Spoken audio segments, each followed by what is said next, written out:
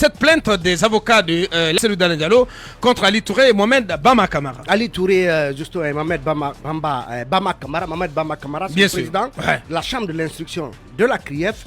Et Ali Touré, c'est le procureur spécial donc, de la CRIEF. Alors, les avocats disent que, en tout cas, ce dossier, selon eux, laisse apparaître d'abord concernant le président de la chambre de l'instruction, qui a signé les 2 convocations, estime que, en tout cas, les formalités et les délais à la matière n'ont pas été respectés. Ouais. Donc, c'est le principal grief fait par le président de la chambre de l'instruction qui a délivré 2 convocations dont les délais et les formalités ont été, en tout cas, critiqués par les avocats de Cellou Dalein Diallo, parce que les 2 avocats signataires de cette plainte, c'est Maître Paul Yomba Kourouma et Maître Amadou Diallo. Alors, pour ce qui est du procureur en tout cas Ali Touré, il estime encore que le dossier dont l'instruction a été ouverte en février dernier laisse apparaître un manquement grave à l'obligation d'exactitude et d'impartialité du procureur spécial dans l'ouverture donc de l'information judiciaire et le choix des accusations portées contre Cellou Dalein. Alors, ils disent, cette phrase elle est importante, elle dit « Il est à craindre que l'insuffisance professionnelle ou la faute professionnelle observée dans le traitement de ce dossier erguiné ne puisse pas permettre à M. Cellou Dalein d'avoir droit à un procès juste et équitable devant ces magistrats, car d'ores et déjà, estiment ces avocats, il y a eu une atteinte grave à son honneur et à son droit à la présomption d'innocence. Honnêtement, c'est tellement bien dit, franchement. Parce que, voilà, il y a eu tellement de couacs, Mohamed, tellement de couacs, tellement de légèreté j'ai envie de dire, de légèreté professionnelle dans la démarche, dans le cadre de cette procédure. Oui, Abakar, les avocats ont joint à cette lettre d'une page, tout un argumentaire en une dizaine de points pour soulever chacun des détails qui, selon eux, méritent que ces 2 magistrats, donc Mohamed Bama Kamara et Ali Touré, soient convoqués par le Conseil supérieur de la magistrature, dont le ministre de la Justice et le vice-président, et qui donc est sollicité pour plancher sur les fautes reprochées à ces 2 magistrats. Oui, Mohamed. Non, mais sauf que les décisions ne seront jamais rendues publiques par le Conseil supérieur de la magistrature. Comment ça? Non, bien sûr. Vous savez, là, même si... Pour quelle raison? Non, même si un magistrat est sanctionné, les décisions sont jamais rendues publiques. Oui, mais c'est une façon de protéger... L'information fuitée, là. Oui, c'est une façon de protéger les magistrats. Bien. Mais que dire de la CREF? Vous savez, lorsqu'on parle de la CREF, on voit qu'Ali Touré, cette chambre de contrôle, cette chambre d'instruction qui inculpe à tort ou à raison, est un véritable problème. Que dire encore de M. Saint-Tifo Morlaye Souma, qui est sur toute la procédure. Voilà des personnes qui ont facilité le travail de la chambre d'instruction. Il a quitté la CREF. Non, il n'est plus là. Non, il était à la Saint-Tif là. Morlaye Souma. Oui, il était à la CREF, mais il a été envoyé ailleurs. Il est envoyé ailleurs. Bien. Mais c'est quelqu'un qui a fait un travail de l'ombre. Bien sûr. Que les gens ne savent pas. Ne nous fatiguons pas de parler de la CREF. Les avocats du Lève des Jours ont parfaitement raison sur toute la ligne. Bien. Il y a eu des manquements. Regardez, le président et le ministre de la Justice rencontrent les magistrats de la CREF. Qu'est-ce qu'on nous dit? On n'a pas de bibliothèque, on n'a pas de véhicule de service, il nous faut la sécurité, blablabla. Bien. Ben voilà, c'est ce qu'on dit comme recommandation. Pendant qu'on est en train de passer à côté, au lieu de situer les responsabilités, on le passe pas. Parce que là, moi je comprends pas. Il se plante lamentablement sur toute la procédure.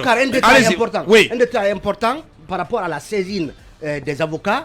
Il cite un article dont on verra s'il fera des effets et si le ministre optera pour donc l'application de son contenu. Ils disent donc l'article 38 de la loi concernant donc le Conseil supérieur de la magistrature dispose que le ministre de la Justice, garde des Sceaux, saisi d'une plainte ou informé d'un fait de nature à entraîner une sanction disciplinaire contre un magistrat, après vérification, met en mouvement l'action disciplinaire en saisissant le Conseil supérieur de la magistrature. Mais ce qui suit est plus important. Par conséquent, le ministre de la Justice donc rappelle les avocats, le ministre de la Justice, garde des Sceaux, peut suspendre par arrêté le magistrat mis en cause pour une durée qui ne peut excéder 30 mois. Ça sous-entend que les avocats de Selou estiment que au terme d'une première enquête que le ministre pourrait mener, il pourrait décider si ces faits allégués contre ses avocats sont avérés. Non, contre ses magistrats plutôt.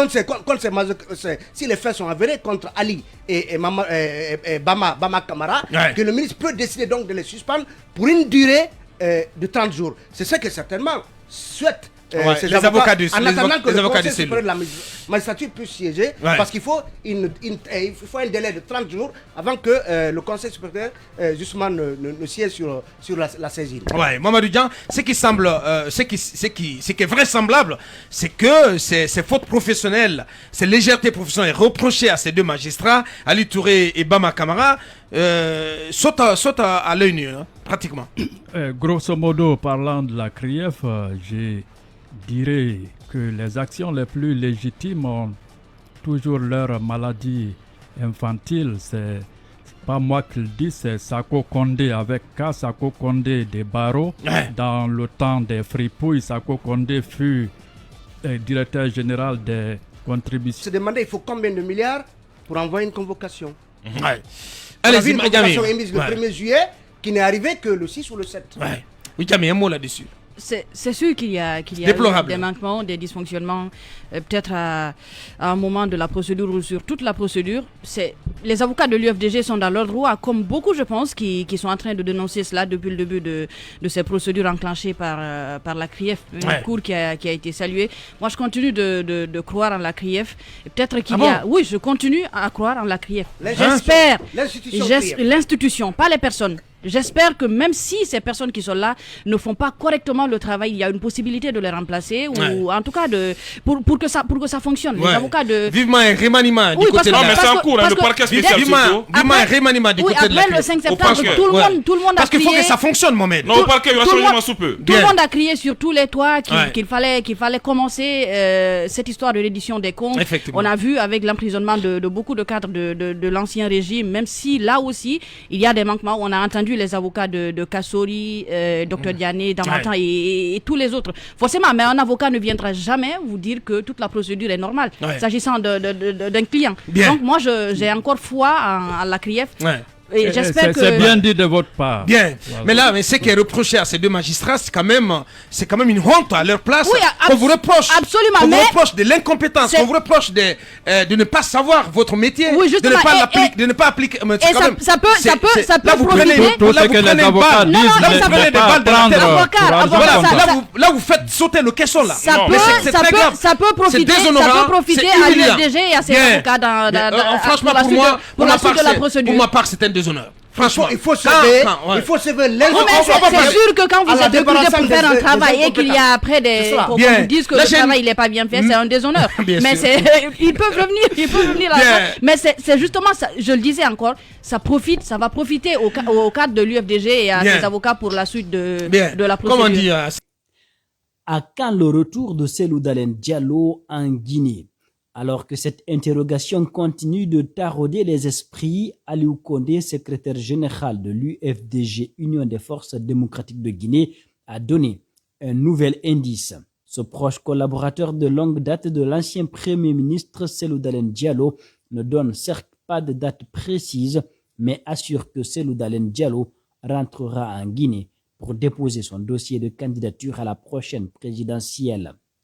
Selou Dalein rentrera au pays quand il jugera utile. Mais de toutes les façons, il faut retenir une chose. Selou Dalein Diallo sera candidat à l'élection présidentielle prochaine, quelle que soit la date qui va être fixée. Donc, forcément, il rentrera en République de Guinée pour déposer son dossier de candidature, a indiqué Aliou Kondé.